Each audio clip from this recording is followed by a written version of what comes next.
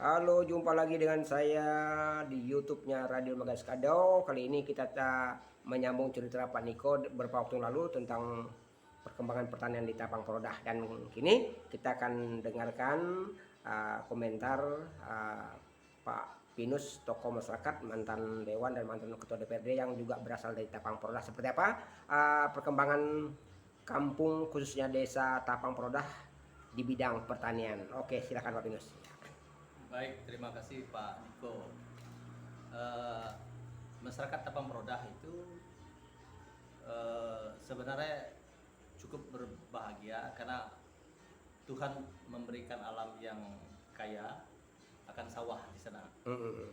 Sebelum dicetak sawah di Tapang Perodah itu sebenarnya sawah yang sudah disediakan alam atau sudah disediakan Tuhan pada masyarakat Tapang Perodah itu sudah ada sawah itu 140 hektar.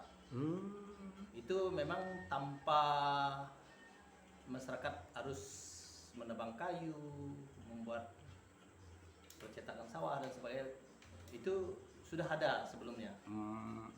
Dengan perjalanan waktu, kita di Desa Tapang Perodah ini diberi anugerah lagi. Ada percetakan sawah secara manual. Itu di bawah tahun 2014 itu ada percetakan sawah secara manual kurang lebih 20 hektar. Namun dalam perjalanan waktu sebenarnya Tapang Perodah ini tidak dapat jatah percetakan sawah yang melalui Tentara Nasional. Puji Tuhan pada saat daerah-daerah lain tidak mampu menyediakan lahan, satu hamparan itu kurang lebih 25 hektar, Tapang Perodah mampu menyediakannya. Sehingga pada tahun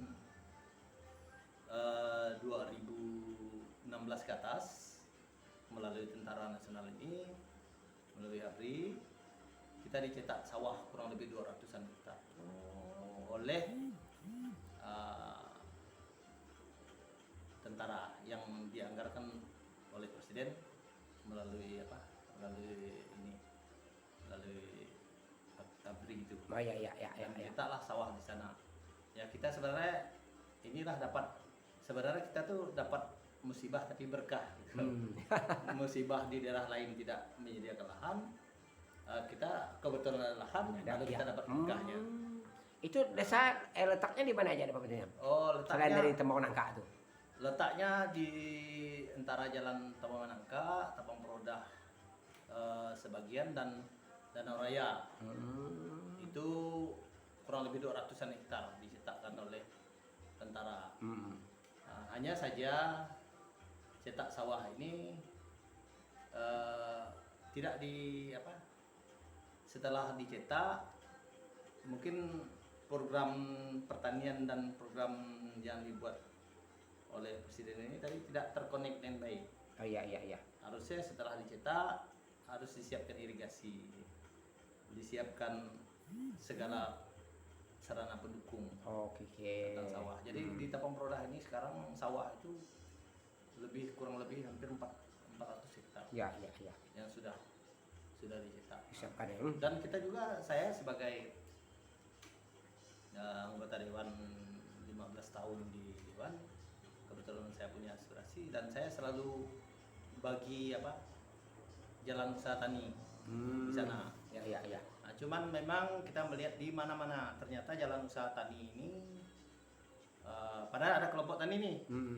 Dan ada kelompok tani diharapkan dengan diberi jalan usaha tani itu yang memelihara, yang menjaga itu mereka kelompok tani. Nah, tapi ketika kita reses, ketika kita kunjung ke desa-desa itu selalu mereka mempertanyakan tentang jalan usaha tani itu kok pemerintah tidak melanjutkan lagi. Padahal itu dari bangun pemerintah sudah serahkan ke kelompok tani, ya kelompok tani lah yang harus melanjutkan jalan usaha tani itu.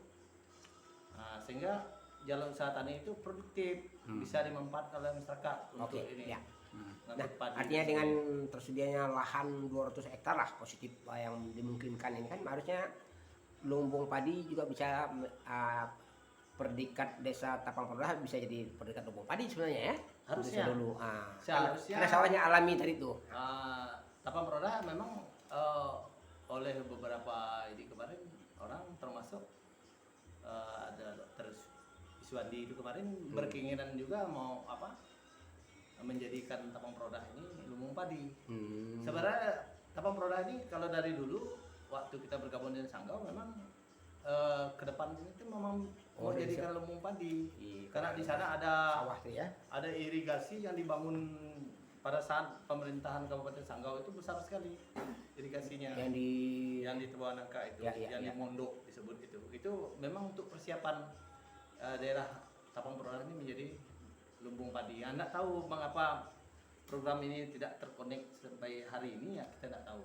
Nah, menurut kepala desa kemarin dan menurut PPL akan diusulkan pembangunan dari pembuatan parit irigasi. Tapi masyarakat itu lebih suka dengan karena kerjasama dengan Pemda dengan perusahaan BSL lalu buat sumur tanah nanti dengan mesin. Nah, itu kan perlu biaya besar. Kenapa enggak misalnya membendung Sungai Kerabat dulu sana dibagi dua, airnya satu dialirkan ke arah sawah, satunya ke sungai misalnya. Itu gagasan kami sambil minum kopi kemarin di sana. Nah, seperti apa kira komentar ini?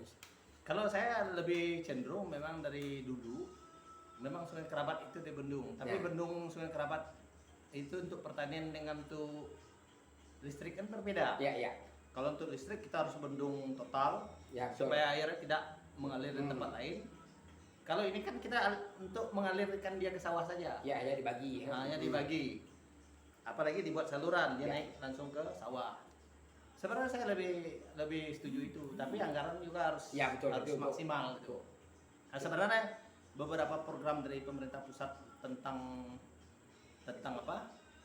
Tentang irigasi di Kabupaten Sekadau pada saat Bupati dijabat oleh Pak Simon dulu, Pak Simon juga setuju dengan apa? Dengan konsep bagaimana kita membangun apa irigasi ini yang betul-betul produktif untuk masyarakat.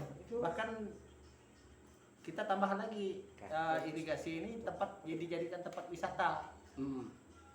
Tapi menggunakan anggaran yang besar. Karena kita melihat pembangunan irigasi di mana-mana itu di Jawa terutama tempat irigasi itu bisa jadi tempat wisata. Betul. Kan bisa dijadikan tempat ikan, pemancingan, macam kan? Nah, saya tuh mau ke sana cara berpikir. Oke, di irigasi yang saat ini ada tidak dalam, tapi saya pikir bagus juga kata istri saya. Coba di masing-masing orang tinggal dipetak di situ kan, tinggal dikasih ikan, lele, tinggal dipagar setiap tempat, sehingga masing-masing kelompok punya ikannya. Nah, masih bagus nih irigasi sebenarnya kemarin itu. Irigasi sih masih bagus. Cuman ini karena mungkin sawah di sana itu lebih pada tanda hujan. Iya betul. Sementara kita ingin air ini kontinu sepanjang tahun. Baik dia masa musim hujan maupun masa kemarau stabil air itu stabil tetap ada. Oke. Nah, maka salah satu tadi memang kalau anggaran kita ada, dana kita ada, memang dibangun bendungan di Sungai Kerabat itu. Iya. Nah, cuman memang itu harus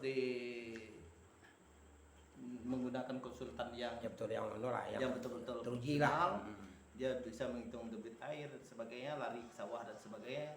Dan ketika masa banjir itu bagaimana bendungan ini tetap berfungsi dan tidak rusak pada saat musim banjir. Oke. Nah, ini memang harus dirancang. Oke, saya kira ini untuk jangka panjang boleh dipikirkan ya.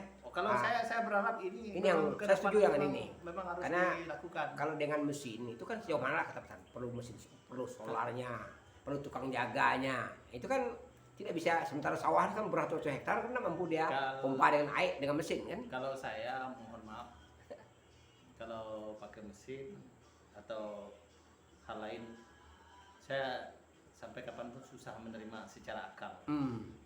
Karena secara akal apalagi dari sisi pengalaman atau pendidikan masyarakat kita dalam hal mesin itu sangat kurang. Iya. Kalau kita maunya yang menggunakan yang sederhana tanpa menggunakan tenaga, tanpa menggunakan pikir manusia lagi gitu. Iya, dia sudah berjalan sendiri gitu. Oke, baik, terima kasih Pak Pinus atas informasinya dan pemirsa dan pendengar. kita ketemu lagi di channel YouTube Radio Maga di acara kami berikutnya.